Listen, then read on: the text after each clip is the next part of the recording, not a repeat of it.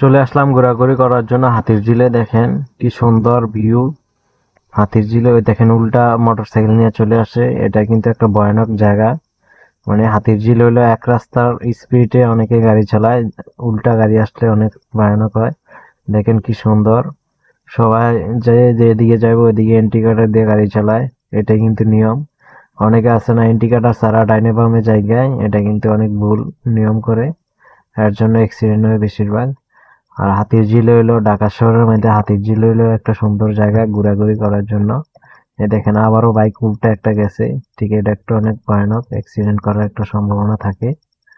আর হাতির ঝিলে দেখেন ব্রিজ আছে দুইটা, মানে নিচে দিয়া যাওয়ার জন্য এ- এপার তো এপার, আর উপর দিয়েও গাড়ি যাইতে পারে। সুন্দর কি দৃশ্যটা দেখতে অনেক ভালো লাগে। হাতির ঝিলের এই সিনারিটা দেখেন। হাতির ঝিলের মাঝখানে ব্রিজ দিয়ে অনেক সুন্দর করে করছে। বেশিরভাগ আড্ডা মারার জন্য আসে বসি।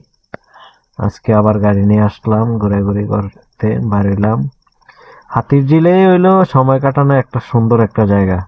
ঢাকা শহরে ব্যস্ততা মানুষের, সন্ধ্যার পরে অনেকে বসে আড্ডা মারে, অনেকে বিশ্বাস করে আসে বসে বসে আড্ডা মারে। আর অনেকে এদিকে এদিকে ঘোরার জন্য আসে হাতির ঝিলে, একটু বসে আড্ডা মারার জন্য।